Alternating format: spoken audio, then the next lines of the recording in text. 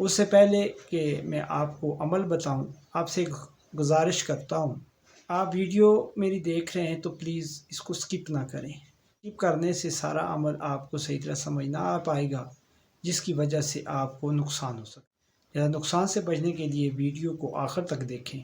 بسم اللہ الرحمن الرحیم۔ مراد من کے ویورز السلام علیکم، امید ہے آپ خیریت سے ہوں گے۔ اللہ تعالیٰ سے دعا گو ہوں کہ اللہ تعالیٰ آپ کو اپنے حفظ و امان میں رکھے۔ آج کا بہترین عمل جو آپ کو میں بتانے جا رہا ہوں، وہ عمل آپ کے لیے زندگی بھر کی عبادت میں بھی شمار ہوگا اور آپ کے لیے فائدہ مند بھی ہوگا۔ آئیں پھر ویڈیو کی طرف چلیں۔ اس عمل میں آپ کو جو ہے وہ سب سے کامیابی اور کامرانی تبھی مل سکتی ہے کہ آپ شب قدر کو پا لیں، یعنی رمضان کے آخری عشرے کی طاق راتوں میں سے ایک رات کا انتخاب آپ کر لیں۔ انشاءاللہ تعالی آپ کو کامیاب و کامران ہو جائیں گے۔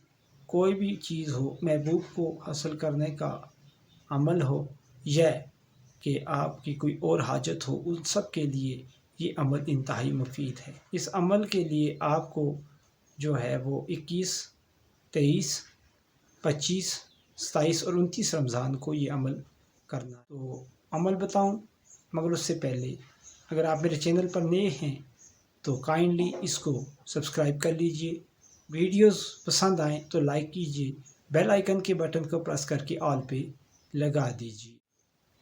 اب کرتے ہیں عمل۔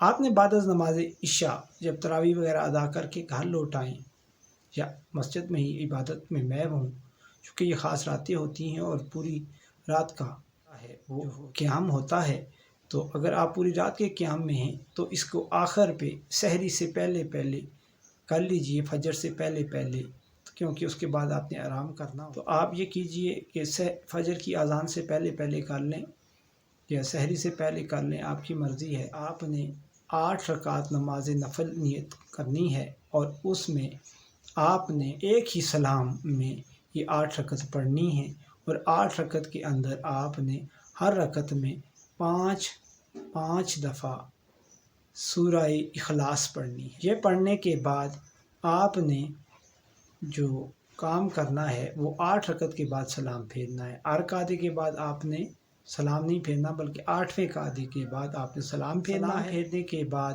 آپ نے وہیں بیٹھے بیٹھے 11 مرتبہ درود شریف کے ساتھ درمیان میں یا علیم و اللہ الصمد 1001 مرتبہ پڑھنا ہے۔ پڑھنے کے بعد آپ نے اس کا ایصال ثواب کل اولیاء کو بخش دینا ہے، اور پھر اللہ تعالیٰ سے کل اولیاء کے ضمن میں سوال اور رائے ہدایت اور طریقہ کار میں مدد کے لیے عرض کرنی ہے۔